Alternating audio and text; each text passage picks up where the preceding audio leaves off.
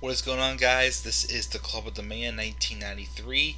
I'm up here live for a very, very late night review. I definitely should be in bed by now, but with my schedule the rest of this week, I am just going to kind of come up here and just briefly talk about these shows over the next couple of nights. Again, I'm not going to be home on Friday. I'm going out to visit friends on Friday night, so I'm not going to be able to watch SmackDown. Maybe do a quick recap when I get home. And then Saturday again, I'm visiting my girlfriend and preparing for Sunday's big Rumble get together for me and the food as well. So I'm gonna kind of like breeze over the shows next couple of days. So I wanted to at least get this AEW review in while my second to last part of my Harry Potter and the Order of the Phoenix Let's Play is done. So I'm gonna quickly just talk about what happened on AEW Dynamite tonight.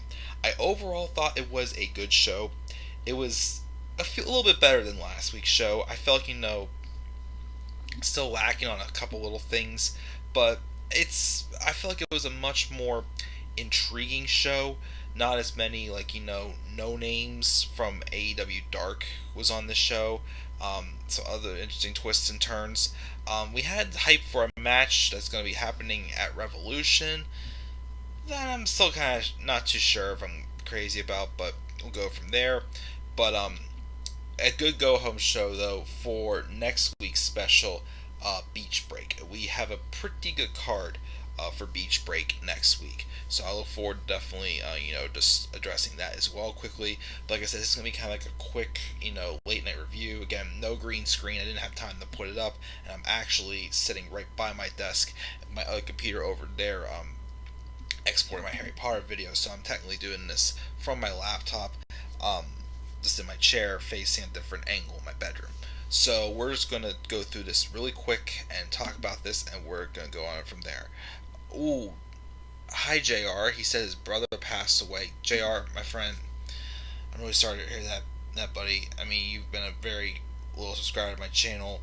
I'm not sure what happened, but I offer my thoughts and prayers for sure for you and your family, and I hope your brother does rest in peace. And why don't we just for once, before we get started, just have a brief silence for JR's brother and just honor his life.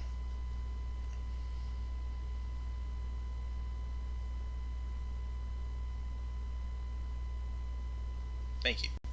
But yeah, that's for you, JR. Again, I hope you and your family are hanging in there during this difficult time.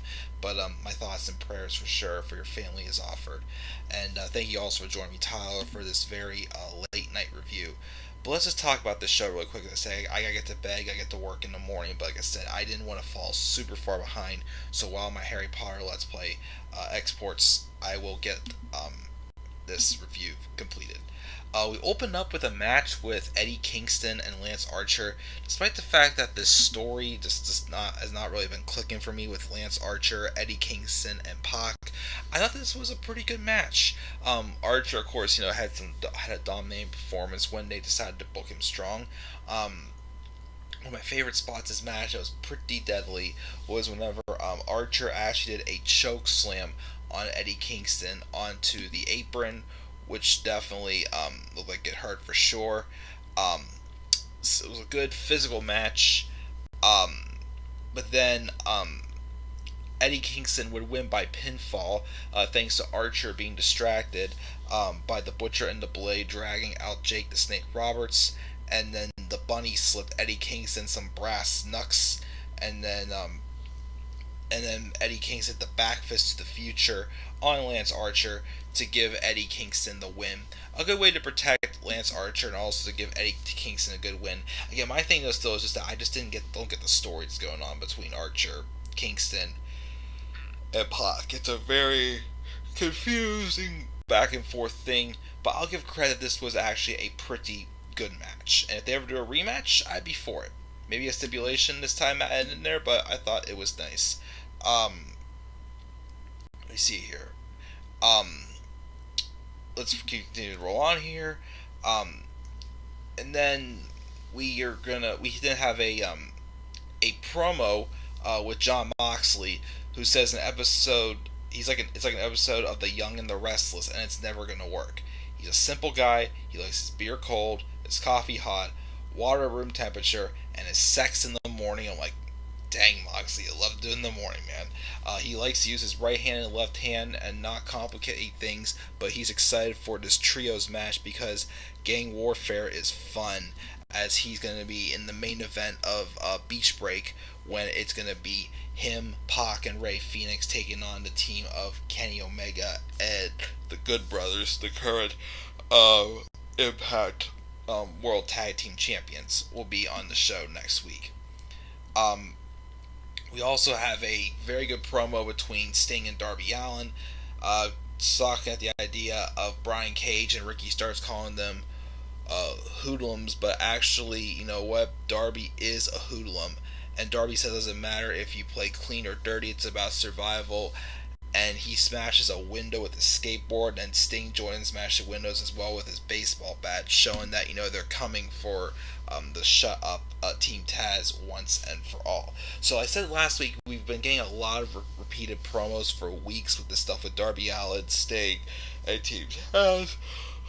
I like how I got something a little bit different here tonight with them, especially with Darby Allin and Sting, you know, being like a warehouse, like, you know, hyping up the fact that it's gonna be a street fight when they have that tag match at Revolution, and I think, you know, they did a good illustrating that, of course, with them breaking the glass as well, just for something different to spice it up, which I appreciate for that. So that was good. Inner Circle's MJF and Chris Jericho took on the Varsity Blondes, Brian Pillman Jr. and Griff Garrison, in a good match. Chris Jericho did not botch the Lion Salt this week. He actually hit a Judas effect first, and then he hit the Lion Salt on Pillman Jr. to get the victory. Of course, they're still teasing some tension between MJF and Sammy Guevara. Then we have Pac sending a promo where he calls out Kenny Omega for acting like Billy Big Bollocks, manipulating people, cheating, and attacking from behind like a pack of dirty mongrels, and tells him that next week he'll face the consequences. And then we had this stuff with Shaquille O'Neal and Cody Rhodes. Apparently Shaq called out Cody during an interview on AEW Awards and challenged him to a fight in March. Cody comes out to respond to both Shaquille O'Neal and Jade Cargill. He says he'd rather just give the pitch rather than answer individually. He wants to do it on March the 7th. He wants to have the tag match, him and his wife, versus Jade Cargill and Shaquille O'Neal. But Brandy's pregnant and she can't wrestle. He's confused and distracted. He defers to the coach, to Arn Anderson, and if you're wondering how much of a coach he is, he chewed off Cody Rhodes before coming out here for taking Peter Avalon too lightly. Arn comes out and says he's going to earn his money tonight and probably contradict himself a few times tonight. Cody's about to be a dad, and that's right on the front of his brain. But considered June 28th, 1985, on a night he saw Dusty Rhodes fight Tully Blanchard 30 minutes before flying across country to see the birth of his own son, Cody Rhodes. Arn says a Shaq match is once in a lifetime and can get a special viewing audience. He'd like for him to see something while he makes a decision. He calls out Red Velvet, and she basically says she's tired of what Jade Cargill has done to the Rhodes family, so she wants to team up with him. And I guess we're going to be getting a tag match, with the mixed tag match of Cody Rhodes and Red Velvet versus Shaquille O'Neal and Jade Cargill at Revolution. Not too sure about this match. I mean, it's basically just like a celebrity being brought in for the heck of it. They've been teasing, the wrestling community has been teasing Shaquille O'Neal having a match for many years now. But like I said, I just don't know what to expect from it. So we'll see how it is. I'm not super duper excited about it, but I'll give it a shot and see where it goes. So we have that. We also get a hype for the wedding with Kip Sabian and Penelope Ford at Beach Break. And of course, we all know Miro be the best man. And Chuck Taylor, or Butler Charles, as Miro's calling him now, will also be in attendance. So I wonder what's going to happen with this. I'm pretty sure Kip Sabian and Penelope Ford aren't going to be getting through a clean wedding. I'm sure some type of swerve is going to happen. But what is that going to be? We'll have to wait and see. Um, Hangman Adam Page then defeated Ryan Nemeth, and yes, Ryan Nemeth is Dolph Ziggler's brother. But after the match, Matt Hardy comes out after Page calls him into the ring, and then Hardy says he came to the ringside to let Page know that he supports him. He's concerned about him as these past few months, knowing how much love Hangman had for the Elite, and they burned him, and he doesn't deserve that. The Dark Order are on him the joy that it's awkward and he must conflict, but Matt wants him to know that he's a good person and that he deserves better. He also obviously have a chance to work with him, but of course, Hangman Adam Page is telling a story where it's like he's not sure he can trust anyone, especially after what happened with the Elite. Even though, like I said, I'm pretty sure it could have, been a little bit spiced up a little bit more with the story between him and the Elite. But it is what it is at this point. Maybe we'll begin a few with Matt Hardy and Hangman Adam Page for Revolution, which I actually think would be different. So we'll see if it goes with that. Jungle Boy Jack Perry had an excellent match against Dax Harwood. During this match, also we had Tully Blanchard and Cash Wheeler handcuffed to Luchasaurus. Jack Perry put on a very, very good match against Dax Harwood. Again, definitely a super underrated talent that I'm pretty sure if there was a bigger crowd, they would have pushed him much more stronger by now. But of course, I heard that they didn't want to, give him a push when he's not wouldn't be getting much of a reaction anyway with the light crowds. So, it was nice to see him get a nice victory here on Dax Harwood. Afterwards, though, Tully throws a handful of powder in the Luchasaurus' eyes, and then they start to attack Jungle Boy Jack Perry.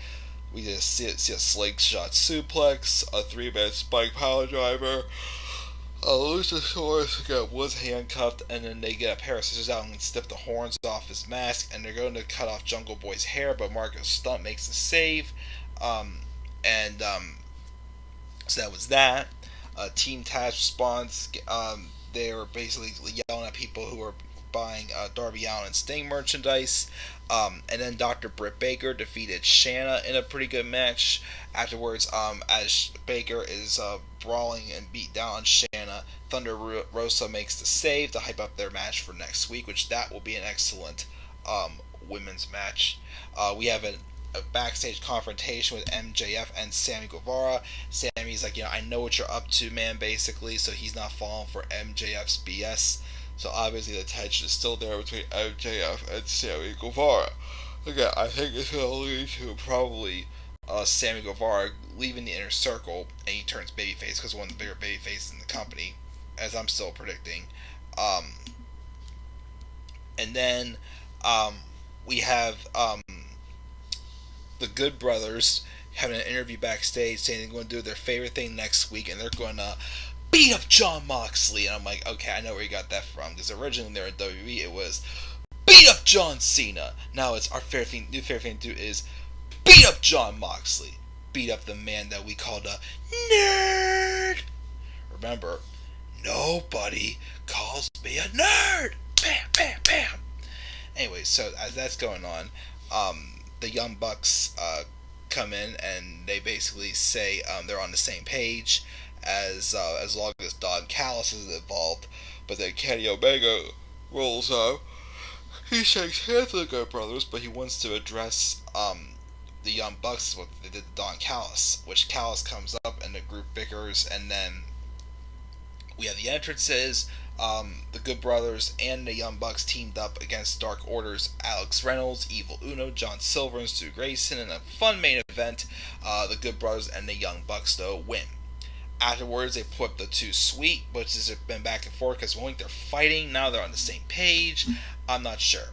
But the Young Bucks get on the microphone and hype up the No More Contenders Battle Royal for the tag titles next week. And they said, well, just for the heck of it, not just for the heck of it, because there's a good reason behind it, the stipulation, they added themselves to the match, and they said if they win, then they get to pick their own opponents for Revolution, and it could be anybody. And they say that as they turn around and see the Good Brothers. And they do the Too Sweet thing again until Rey Fenix comes out and takes out the Young Bucks. But then the Good Brothers beat him down. Jon Moxley comes out and they brawl together. But when Kenny Omega tries to come out and sneak up behind Moxley, Moxley gets a paradigm shift, and that's how we went off the show. So a good show to hype up Beach Break and to further some stuff as we get closer. We're about a little over a month away from Revolution. It'll take place on March the 7th. So far, it should have to be a pretty good card. So far, we're going to be getting the street fight with Team Taz and then Darby Allin and Sting. We're probably going to get a rematch with Moxley and Omega for the world title. Whoever fights for the tag titles, probably Young Bucks and the Good Brothers, which will be good. We'll see what happens with Cody Rhodes and Shaquille O'Neal and Jade Cargill and Red Velvet. We'll see where it goes with that. But I give this show a B. Strong show. Again, not the strongest, but better than last week's. I gave it a B. In the live chat, let me check this before I go off the air. What's up, Mark? And then JR saying, thank you, of course, man. Shaq is going to wrestle. And yes, Rio is coming back. The first match that was announced for the women's eliminator tournament for number one contendership for the AEW Women's World Title is going to be Serena Deeb, the NWA Women's Champion, versus Riho, which that will be a good match. I'm looking forward to seeing that. I don't think we've seen Rio actually since she had dropped the women's title to Nyla Rose last year. So that looked good. I came up for next week as well. AEW versus TNA still happening. Ryan did look a lot like his brother, and Mark also gave AEW a B+. Nice grade. I gave it a B.